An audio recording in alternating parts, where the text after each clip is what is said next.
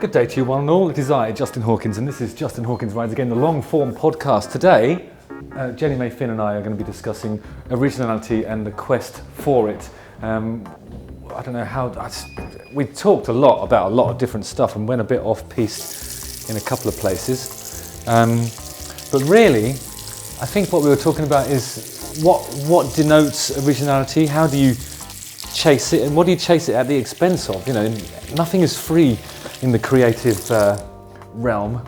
If you're going to prioritise any aspect of a composition or an existence, then it's going to be at the expense of something else, isn't it? So if you want to be original, you have to accept that perhaps you're not going to be as successful. I mean, that's the eternal conundrum. And we discussed that in great length. Yeah, it's a fun episode. I hope you enjoy it. Cheers, guys. Oh, my hand smell, those are fresh. So, good day to you one and all. It is I, Justin Hawkins. This is Justin Hawkins Rides Again, as mentioned in the walkie roundy bit just now. Jenny May Finn is joining me. We're talking in depth about something that you've researched extensively. Oh, yeah. What is the subject today? The quest. The quest For originality. That's what we came up with yesterday. Versus just success. before everyone went to sleep and didn't do any more. Okay, so it's... But it's more of a conversational type one, right? Yeah, but what brought this on then? What made you think of it? Because two things. When bands, like your band, or any band, releases a song, people start to like it. Everyone goes, oh, well, that sounds like everything else. Or it sounds like Led Zeppelin, like Greta Van Fleet. Yeah. But the music that's being released now, rock music, it all sounds the same anyway. But it doesn't sound like anything from the 70s or 80s. It just sounds like... stuff from the noughties. The noughties noise rock of nondescriptness. Yeah. Like, how would you describe the music now? Like, you could describe 70s music, couldn't you? And 80s music and 60s music. Like, what's this music? As someone who reacts to a lot of them. Okay, well, the things that I react to are the stuff that you've vetted. I mean, you probably go through a lot of tracks that... you know, that people have alerted you to, and then you've just rejected those things as being of no interest to me. Because the things that are fun to watch is when I'm invested in a thing, and usually it's because there's something original in there. Sort of. Sometimes it's just as popular. Yeah. But, you know, things like The Last Dinner Party and The Crawlers and the stuff that I've enjoyed, a lot of female-fronted rock stuff, has been... I think quite original, right? Yeah, but it's no funny. one says that about Last Dinner Party. What no, do they say? They go, oh, it just sounds like Kate Bush, or it just sounds like Sparks, or just what's wrong with that? That's what I mean. But people, it's like a criticism to sound like someone iconic from a previous period. And then if you don't sound like anyone iconic, people are. It's not really original, is it? It's just nondescript. What would you rather have then? Like, it sounds like Kate Bush, or it sounds like, I don't know. Lady Gaga? Well, it's not even... It would be amazing if someone sounded like Lady Gaga, because you know a Lady Gaga song is pop, though. Yeah. But like rock music is... If it's just... Like, people love Dirty Honey and they're great, but it just sounds like rock music, you know, it just doesn't... Yeah, it's like... It's what happens if you type rock music into AI. But people don't go, oh, they sound like this, because they don't sound like an iconic other band. But they're not original, surely. The music they're making sound like, wow, I've never heard anything like this before. What's the formula that Dirty Honey... They're more Aerosmithy, I think. A little bit so if you had to describe the formula for an Aerosmithy type sounding thing, it would be two guitars, right, with slightly contrasting parts, an iconic songwriting duo. I mean, I suppose a lot of people listen to Aerosmith and then said, hang on a minute, they're doing the Stones, aren't they? Wouldn't they? Or they've done Stones and Zeppelin, actually. Yeah. So that's my thing, is always like the originality is like what's original is if you combine one iconic influence with another and then immediately you have a cocktail. But it's blues rock really and country. Aerosmith's kind of country rock in a way. Blues rock is already a hybrid though, isn't it? That's what I mean. But like it's like they say, you know, an Aerosmith song when you hear it, or if someone sounds like Aerosmith, you're like, oh, it sounds like Aerosmith. But they probably sound like people who were alive before that probably go, that just sounds like whatever from then. Yeah, I do that a lot actually. It's a it's a kind of. But isn't it bad if you listen to a song and it doesn't remind you of anything, or it doesn't sound like anything, and it's not original? Like King Gizzard and the Lizard Wizard are probably the only band that are doing original stuff, because it's just. But you could say that about Polyphia as well. Yeah, but when you start a rock band, let's say you want to start a band. Okay. I want to play rock music. I want to make an album. What are you trying to achieve? Something that no one's ever heard before? Is it the lyrics of the song? Is it the melody?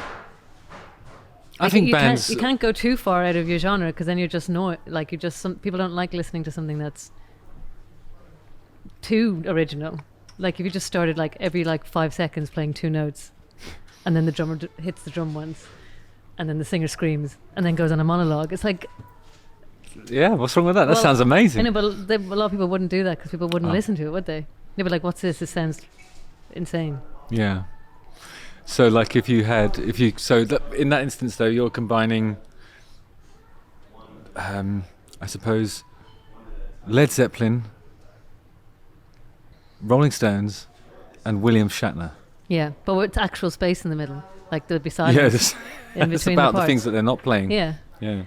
But you wouldn't. No one would. I mean, some people would come to listen to that, because some people like proggy, strange music. But you're not going to be successful, are you?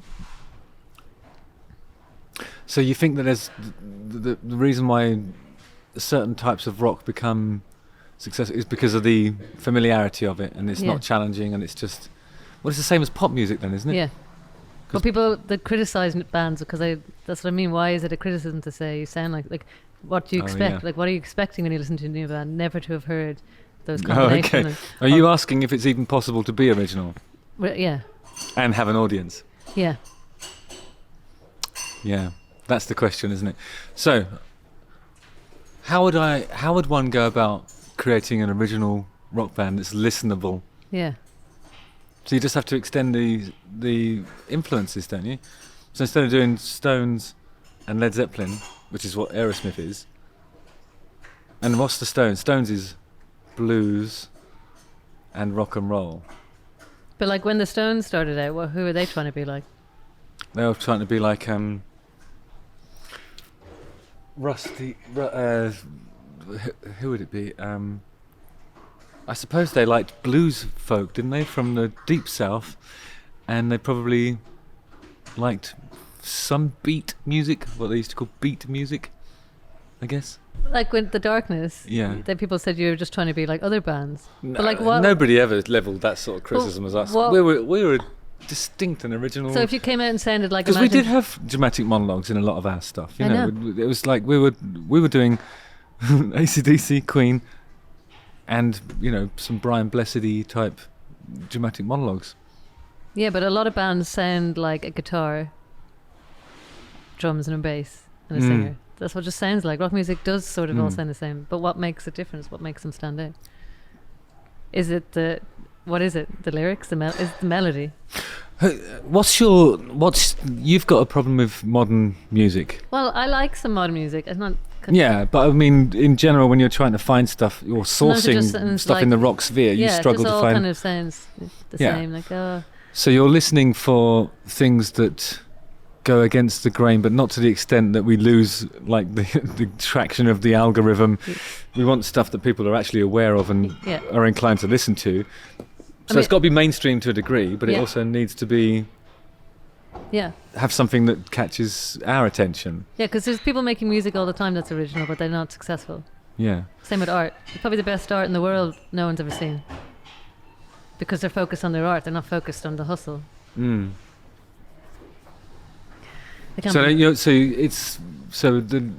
talking about the intention of the creativity. You're trying to create something that people will listen to, but but in those instances, it's not for an audience, is it? Because it's I think most artists who are touring and creating albums and trying to sell them are lying to themselves by saying that it's just about the art. Yeah, they wouldn't have a manager, otherwise, would they? No. They wouldn't need one. They wouldn't want one. You want it as a job, and you want to be a rock star, and you want that to be a job. And you do want to make good music. Yeah. So then that's the tightrope that you have to walk, is it? Okay. So I think people people make rock music, and then like what they're listening for is really obvious lifts, like it's sections of music where the notes are, directly similar to something that already exists. So then you're using sort of legal parameters and musicology to try and dodge repetition. I think a lot of people write stuff and don't realise it sounds like something else. Do you think that's true? Yeah. Well, like when Coldplay did do do do do do do do do do do do do, and that was Clocks. That's the name of the song. My friend had it as a ringtone. Yeah, okay. But unless I'm correctly mistaken, wasn't there some sort of legal dispute involving Joe Satrianos? Don't know. The Greek guitar player, who said that it was one of his numbers. And then they went. That's like it's such that's like loads of Yeah, people but I think it was the arpeggio, the key, the tempo, everything. But how many keys can you choose from? I think if something goes exactly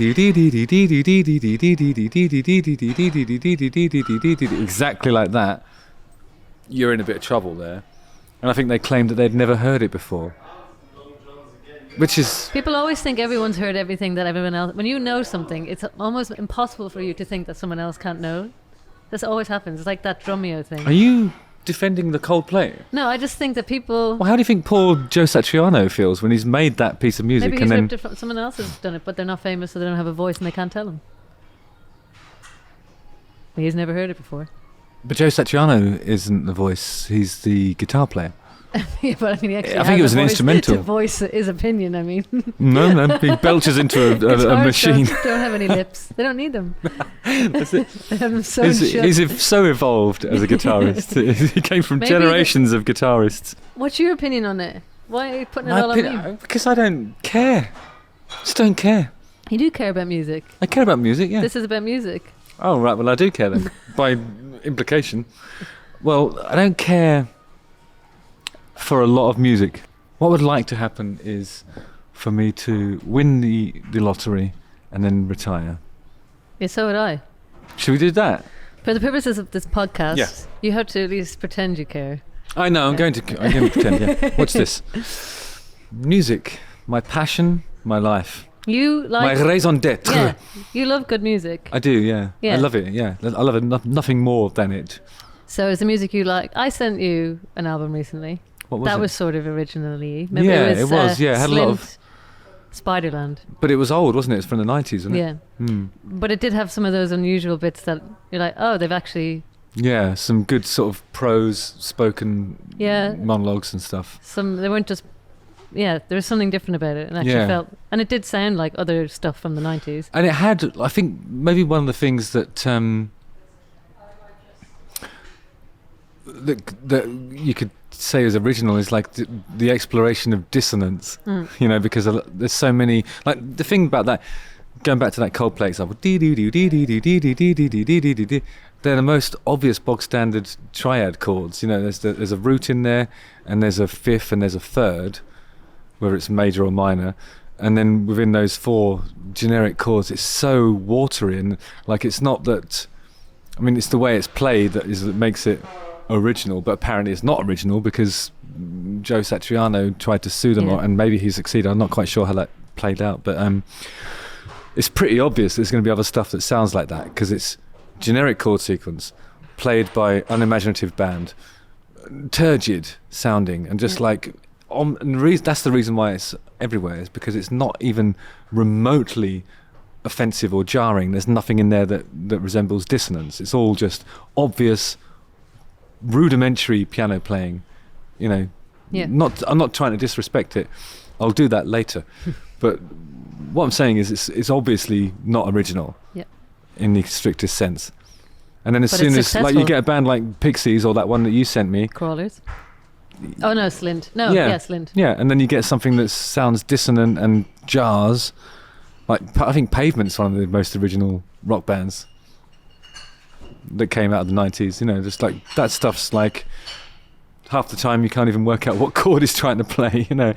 It's beautiful and dissonant and pulls your ear around, and it's original, but it's not mainstream, and it never will be, because mainstream has to have triads, right? The traditional chord voicings, stuff that any fucking idiot can play, on a keyboard they bought from Argos.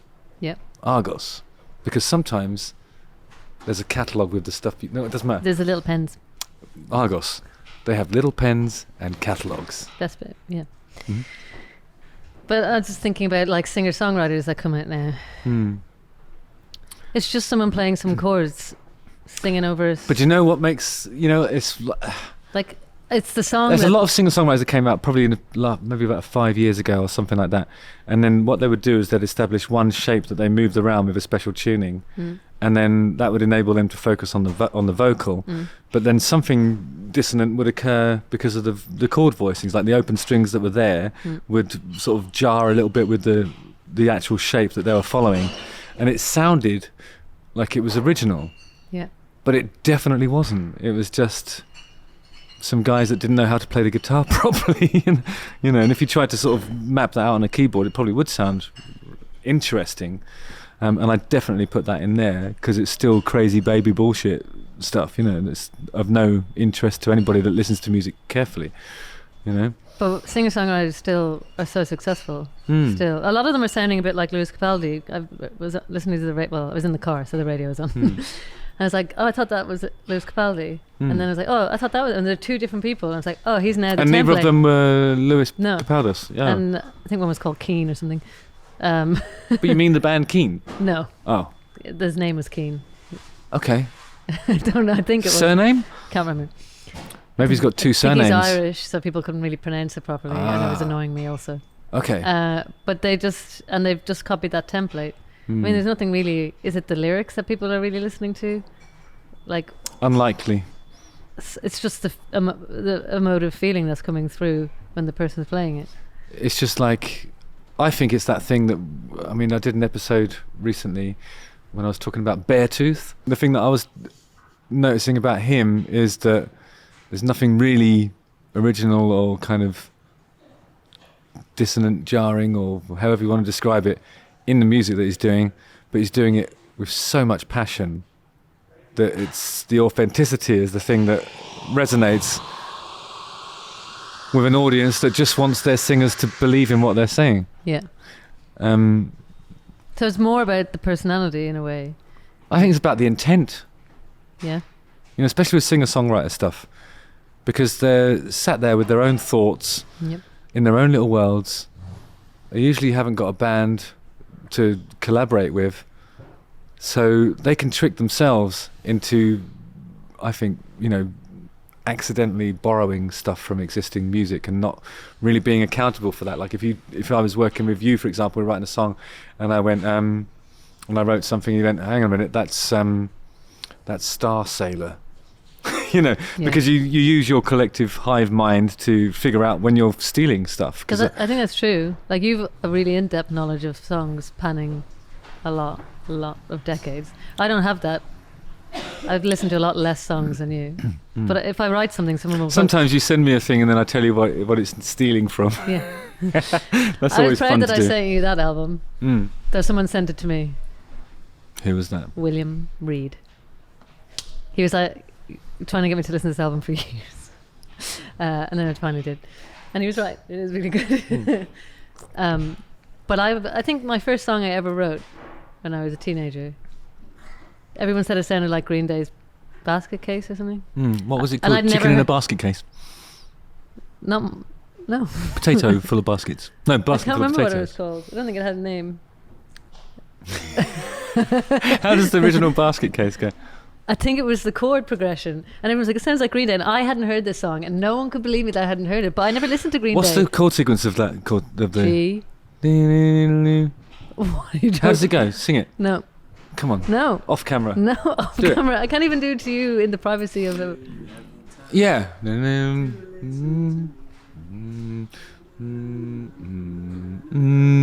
it again. But my song didn't sound like that. But the chord sequence is a canon thing, isn't it? It's like Pachelbel's canon almost. And it was kind of plucked. It was the beginning of it, I think people say. I listened to it and I was like, I kind of get it. It was more the guitar part than the It's melody. Nearly the same as a all together now, all together now, all together now. na na na na, you know, but with a different melody. But the chord Yeah. sequence itself is incredibly generic. It's been around since the 1500s. But it wasn't like a strummy one. It was like I need a guitar to show you. Yeah, but it wouldn't be the style of strumming that people were comparing it to. I think a little bit. It would be the No, I think progression, right? Yeah, but and also the style, I think, because it was particular. I can't describe it. I don't know how to describe things properly. Anyway, everyone said it sounded like that, and I never heard that song. Before the chorus, did you do a little jump like that? Yeah. Yeah, that's going to be it then. Yeah, jump, and then I land. It was the and then I choreography. cry for a bit. Yeah. It's a sad song. And you land awkwardly and cry. It was a sad song. Oh. About love. Oh, I need to hear this lyric. I was 15. Okay. How'd it go? No, I can't. I'm going to tell you where you went wrong, originality-wise. I mean, it's probably not original at all. I was 15. I didn't listen to anything. There are scarcely any sentiments about love that are original. No, So there's that's- no original sentiments, I don't think. Yeah. Oh, I mentioned a hug in it. What do you rhyme it with? Jug? Mug? Bug? Pug? I love arms with charms. Which is something that Led Zeppelin did in 1968. I hadn't even listened to Led Zeppelin at this point. So, Arms and Charms. Who else did that recently? Yeah, it happens a lot though. I can't remember the rest. Something about a kiss. Communication Breakdown has Arms and Charms. Yeah. But that's going to happen. I'd never heard Led Zeppelin, so everyone goes, oh, you must have heard that stuff before. It's Green Day especially, because that was like my generation of listening to Green Day. My generation is The Who. Go on. Thanks for letting me know. Just every time you say something, I'm gonna accuse you of plagiarising Yeah. a lyric. Go on. We're not going through my song. It was never a hit. Your song, the Elton John number, written by Bernie Tarpaulin. A song about a 15-year-old falling in love with a long-haired boy Falling in love with a long-haired boy. at summer camp. Irish summer camp. That's the bit that makes it original, the Irish. I didn't know they had summer camps there. Well, it was a I camp didn't even know where they had summers, we actually. had to go there, and you're only allowed to speak in Irish. And then you sing in English about the Irish love. Yeah. I'm not going to sing in Irish. Sound a bit like... Please tell me some more lyrics from this. Hold on. Why can't I remember? Oh, I rest my head upon your shoulder, and soon again my heart grows colder. Wow. Because he fell in love with someone else at summer camp. I eventually did go out with him though, so perseverance. Was that a lyric? Is a song called Perseverance? It's the, Grinding you into submission. What would that rhyme with? Position. Doesn't matter. Doesn't matter. Well, your song. grinding you into submission position. When you're moving away from Physician. It's Sounds a bit grinding gynecological. grinding you into Into submission. submission. It's a shame you're my gynecological physician. Yeah. Was that it? Yeah. Okay. So it's like a forbidden sort of romance. Forbidden love. Yeah. Yeah. About somebody who it doesn't matter. Go on. What was it mean? We're talking about other people, not me. I'm obviously not I singing know. songs. But No. when I have tried to write songs, I think, what's the point? I can't make anything original. Can't possibly make anything original. But this is what I'm talking about. So original has a lower, in an age when it's very difficult to find stuff that's genuinely original without doing complete dissonance that makes it unlistenable. Yeah. The only thing that matters, and I think this is evidenced by the success of Beartooth, is the authenticity and the, Yep. you know, how much you mean it. Because like any song that's about love is going to be from the perspective of somebody who's affected by it. Yep. And the more real that expression is, the better. But it's not going to be original, but you have to do stuff that's affecting and kind of moves your listener, I suppose, right? Just by the fact that you obviously mean it. And sometimes if it's a generic lyric, it's going to come, what's going to matter is how much you, or the emphasis that you use when you say it, or you know what I mean? Like it's going to be... So it's about the personality as well. About the person more than the song? No, I wouldn't say that. I'd say it's about the performance more than the song. You know? So you need to be an amazing performer. You need to really fucking sell any idea that you have, because it's probably not going to be an original idea, but you have to make it yours by owning it and properly putting everything you have into it. So what about the criticisms of unoriginality then that people... Those happen because then people aren't moved by the music. If you hear something that's like, I love you, baby, and it's sung in a certain way, it'll be like, oh, fuck, this person really does love that person that they're calling baby.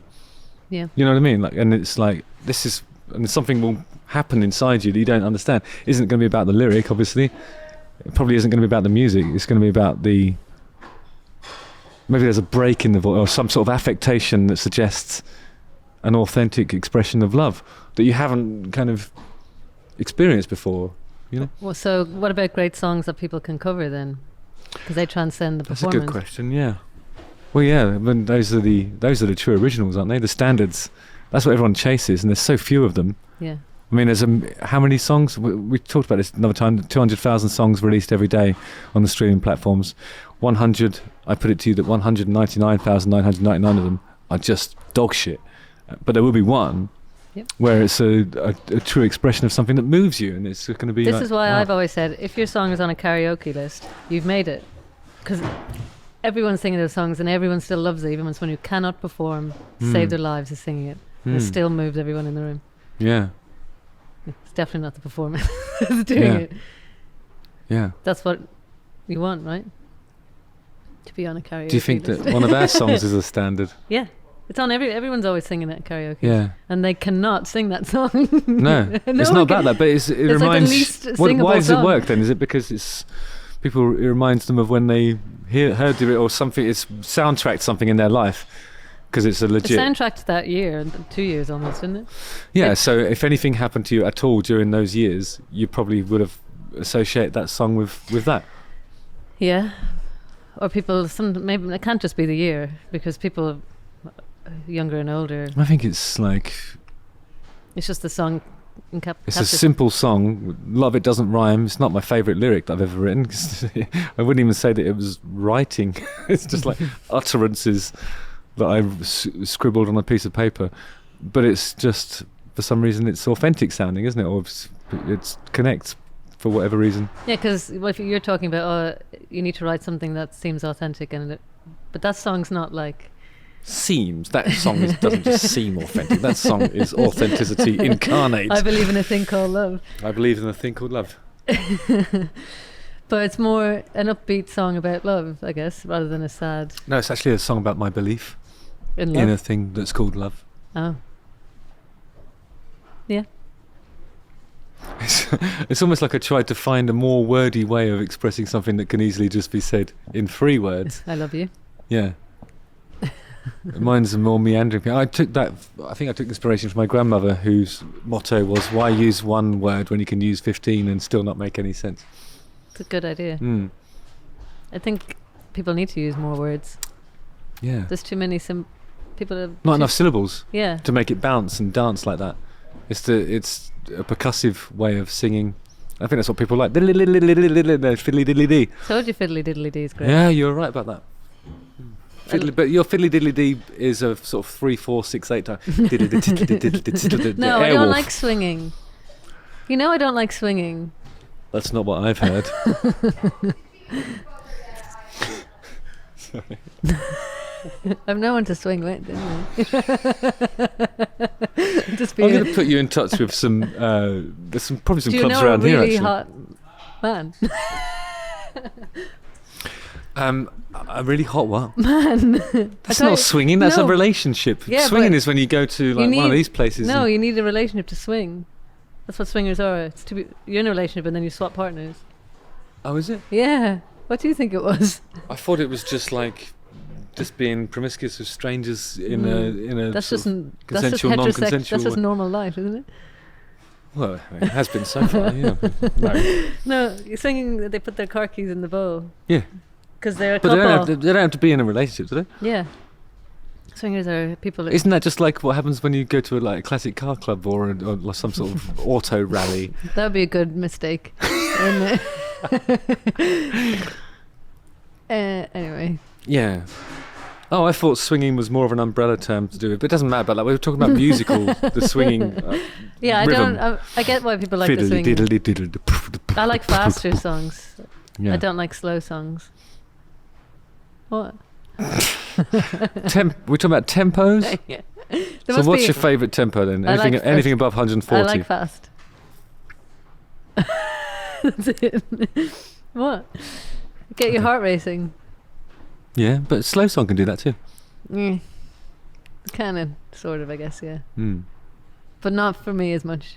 Mm. I mean, I've got too much going on in my brain. It needs to be faster than my thoughts. You need music to fly past you so you can go. Yeah. Like that. Yeah, and then it just puts me in a stupor. Yeah. I know you like slow songs. No, I like all sorts. Actually. So I've been listening to Richard Thompson lately. Yeah. I quite like it. But I don't just like his slow one. I like his fast ones as well. Okay.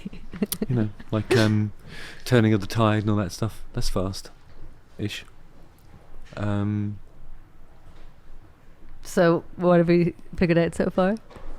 We're stuck on tempo now. Yeah. So what we've figured out so far is that it's about You said how much you mean it. Yeah.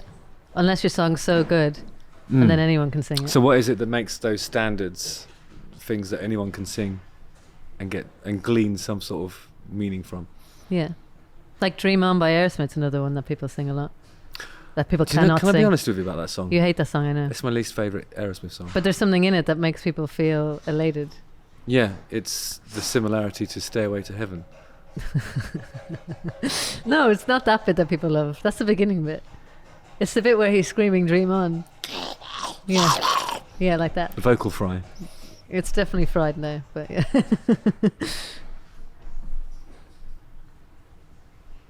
How do you know that's the bit that they like? Because you can see when people... That's when everyone's... like the climax of the song. The bit that's like... I get the intro is like Stairway to Heaven-ish.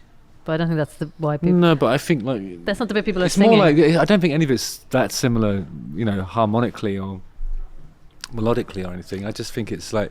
It's pretty obvious that the blueprint for that song is... Let's do something that sounds like... Really? I never thought of... I never actually connected the two. Because I think that's probably what I listen to, is like, what are they trying to do here? You know what I mean? Like, if I hear something that's like... when it's obvious to me what they're trying to do, in that instance, it doesn't really matter to me whether they succeeded or not. So you think when you feel like it's cynically made? I don't even think it's cynicism, but it's like a celebration of a song that they really love, so they've done something with the same blueprint, and they might have tried to avoid mnemonic kind of and harmonic structures and all that sort of Who stuff. wrote Dream On? Did they write it? Yeah, I think so, yeah. You See Me Crying was someone else though, wasn't it? That wasn't Desmond Child, was it? I don't know. You see me crying. That's got another bit in there that goes... which does But actually... I like the more like upbeat Aerosmith stuff. Like stuff that kicks you in the face more. Yeah. Don Solomon was one of the co-writers, good name. isn't it? Yeah. That is actually, isn't it? But now... Because there's two first names. Is Solomon Designed a for first success. Solomon is definitely a first name, right?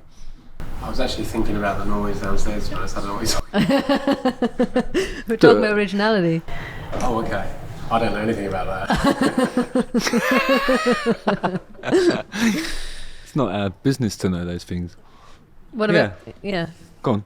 What about the bands now? Like Greta Van Fleet are the band that got the most stick for sounding like Led Zeppelin. Yeah. But some people were just so happy that there was a band that sounded like something else. But, because they stood out from... But you wouldn't... You know, I've they considered this... don't sound like any other band that's out now. No, right. It's true.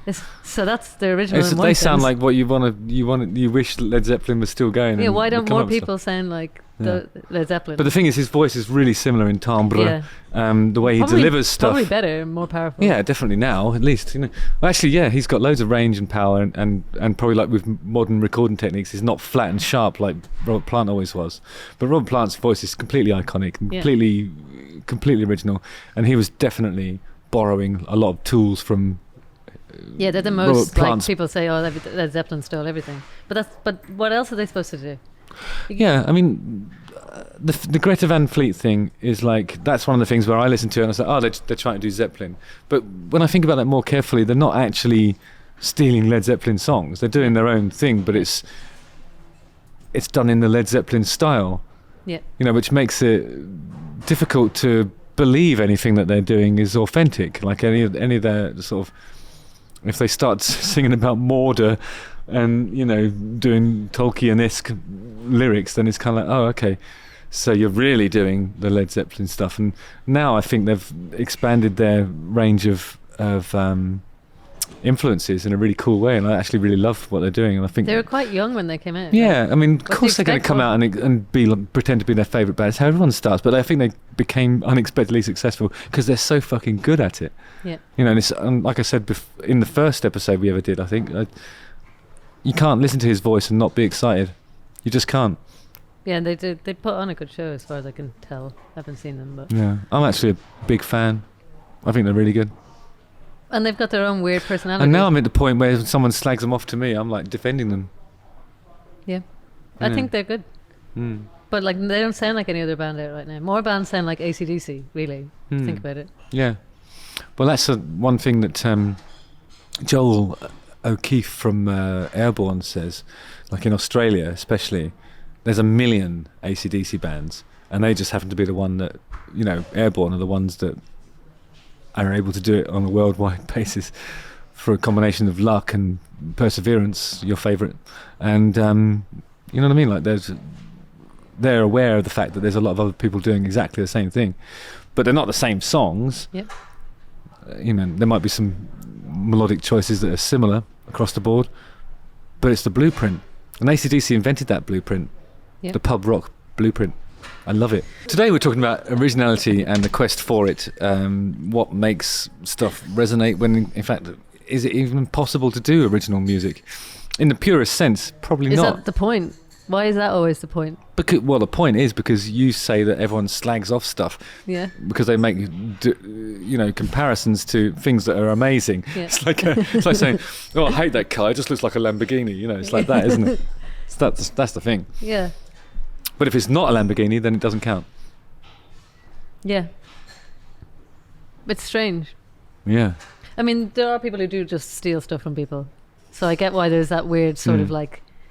Some people are just not nice people and they just nick stuff. I used to think everybody is nice.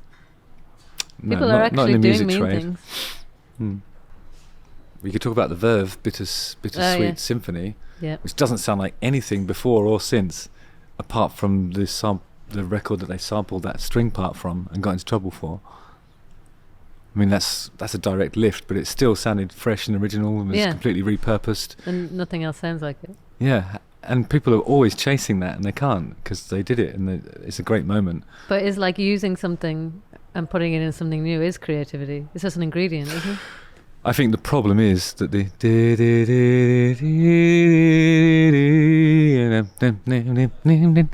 Yeah, but it's to me that's just different.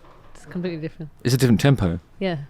You like the But faster version, presumably, because you No. said you like fast songs. Yeah, but I don't like minute. But that's the original song. Sometimes I like slow stuff. I really like that song. Yeah. And I did listen to the Stonesy version. It wasn't the Stonesy version, it was a Stones song. It was their version, yeah. I hate when people say that. I really do. I was just trying to differentiate for the purpose of the conversation. The original version of Yeah, that song okay. was the Stones. Yeah, they're both good. And then the other one was, they sampled the string part from like an easy listening interpretation of the original Stones song. They didn't get permission to do that. And then to double down on it, the melody that Richard Ashcroft sang was really, really similar to the Rolling Stones song. That was But do that people song was an so interpretation of. people mostly just talk about the strings, right? They don't really talk about the melody. Yeah, but do the they? melody is actually the same as the last time, isn't it? Although this could be the last time. What's that song called? Yeah, so the verses of that Stone song are really, really similar to Bittersweet Symphony. In fact, melody-wise, it's exactly the same. Yeah. And then the lyrics were But different. it sounds so different, doesn't it? Yeah, because of the production Yep. and the fact that it's, you know, a slightly different lyric. 30 years had passed since, you know, the original was out. So what are people supposed to do? Wait another 30 years and then the original artist won't be around anymore and they can't sue you. Could be that, right? What about when you write songs for the darkness? What do you mean? What are you trying to achieve? Global domination. With- World saturation. But when you're writing I guess you don't That do the rhymes. riffs, do you? Sometimes I do. This is a difficult. To Only on the in your- hits, though. You do have a lot of specificity in your songs, apart Thank from you. the hit. Yeah, that's the most opaque one, isn't it? No, is it opaque? No, it's the one That's the that. opposite. It's the one that's the Transparent. least opaque. Transparent. Shut up. Hey. Shut up. It's the one that's got the most vague. Yeah. Ambiguous, right? What? Yeah. Yeah. Yeah. Yeah. Do you think it's a coincidence that that's the hit? No, probably not. You said you knew it was going to be a hit. That's why I didn't bother to make it good. Didn't need to. That's what I mean. So It your is what it favourites is. have That's it- why I think of there's stuff in the ether, because it just appeared and it's like, oh, okay, that's what it is then. That's why I go And hippie. love is only a feeling. That was a lot of work. That was harder, Yeah, much harder. but it was a hit too. Yeah. People don't talk about that being a hit as much, but it Yeah. was. Well, it was a top 10 mega smash, wasn't it? It's the one that Ed Sheeran likes singing. Yeah. So do you have to wait? The topic is, do you have to forego originality if you want to be successful? And do you think people kid themselves all the time? About whether what Do you they're think doing people is just original. pretend they're doing it, that? You know, people lie to themselves all the time, and then their lies become the reality, and then they don't realize they're lying to themselves. Can you give me an example of that? Like if you make a hit, like all the biggest pop stars, and they're like, they have to believe in their music, and then when they're interviewed, they're like, no, this song really means a lot to me, but ultimately they might have been in a writer's room with loads of people going, how do we make a hit? I was thinking You that can't just go about on the like radio and go, we just wanted to make the same thing that all you guys always listen to. you know You're Beautiful, the James Blunt song. Yeah. I think I was at the Ivors when that won a prize. Maybe it was like the. That person also wrote Wrecking Ball. Is it one person? Yeah. I was in a room with him recently. Is it just one person for real? Yeah. And he wrote Wrecking Ball, Miley Cyrus's Wrecking Ball. That's a great song. Yeah, he wrote both of them. Okay, can you answer me this? No, probably not. But go on. So he. Oh yeah, because there's loads of contradictions in it. Yeah, he's on a train. Mm. And he sees this woman who's with another man. That doesn't matter because he's got a plan. But by the time he gets to the chorus, he just doesn't know what to do. So what, has he forgotten the plan, or was it just not Oh yeah. What is Maybe that? he has the plan, but then he's like, I 'Cause don't I know thought what to that do with was- the plan. It's because he's like, I've got this plan, but I don't know what to do. Like the plan is to get her as his girlfriend, but he doesn't know what to do to get her as a girlfriend. Oh, I thought by plan he meant an actual Like an intricate sequence plan. of Yeah, no. actions that His would. plan was just maybe what he wants. That's not a plan. You That's know, a like, goal. I plan to win this person over, and then the details of the plan you don't necessarily know what to do. Yeah, I don't think he's ironed them out yet. And he hasn't ironed it out. Hmm. Then he realizes that, and then he goes, And then I he don't know kills what to himself do. in the video, right? Yeah, but you don't see that bit. I don't know if it's one person, but I know. I bet it's not, because it seems like one of them's got a plan, the other one hasn't got a clue. I just think he has a plan, but he doesn't know what to do. That's not a plan then. Oh yeah, I suppose like a long-term plan would Yeah. be where you see yourself in 5 years, Yeah. and then you got to think about how you're going to get there. Wait, it says. Oh, sorry, that's the wrong one. Linda Perry came up, but that's for a song Oh, called yeah. Beautiful. Hmm. Linda Perry has worked with him before. Oh wait, it says Amanda Ghost and Sasha Scarbeck. So 2 people, and James as well. Which one of them do you think had the plan? The man. And you then think the woman was like, didn't you know? have no idea what you're gonna do. And then James is like, yeah, that's true actually. I'll sing that then. Yeah. Okay. You don't think it's like they wrote the song and then like, so they did one line, folded it over. That's what I said that people should do. How are you going to be original? How are we going to... We need to round this off now. Okay. I thought it was good. We figured Do you know what I stuff thought? I was thinking about this stuff like,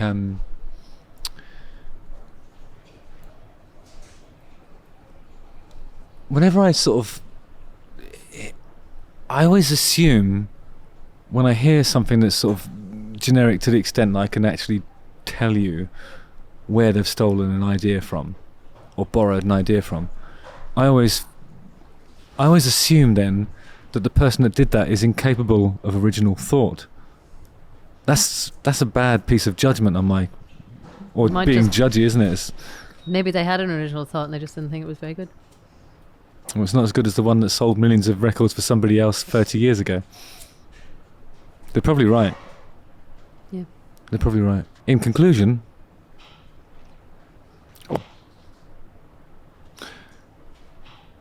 sentiment doesn't have to be original, a chord sequence doesn't have to be original, a melody doesn't have to be original, a lyric doesn't have to be original. But there's a perfect storm of these oft-trod tropes that you can build to create something that's a standard. Mm-hmm. And even then, it's essential that the original recording, or at least the definitive recording, which might be somebody revisits your song and covers it, like, for example, Jeff Buckley doing Hallelujah. For me, that's the definitive version. I just think he completely smashes that. And I know it's not the original, not by a long stretch of the imagination, but his... I don't know. Same with Hurt, but in 9 Inch Nails. Yeah, but it's just the emotion that he puts into that performance makes it the just definitive version from my perspective. It's always my go-to, and I just think it's like C, A minor, C to the relative minor. There's nothing original about that. But the emphasis and the spirit of it is... that's what makes it a classic. Also, the minor fall, the major lifts and all that really, really clever stuff that is original. In conclusion, I haven't got a fucking clue what I'm talking about. It's good though, right? Yeah, it's good. If there's no such thing as originality, why are we chasing it? Yeah. What we should be chasing is authenticity. In conclusion. Maybe that's the conclusion. Yeah. And something else. Doesn't matter what you do as long as you and fucking mean unspoken. it. You can chase dissonance all you want, but even if chasing originality can come at the expense of authenticity, especially emotionally, if you're doing stuff that you know hasn't been done before for the sake of it, just to make something original, what's more important, emotional resonance or originality? We both know that emotional resonance is more important, and that's why those songs land even when they've got ideas that you've heard a million times before. It's about how you do it. Okay, thanks guys. Nice. Right? Yeah.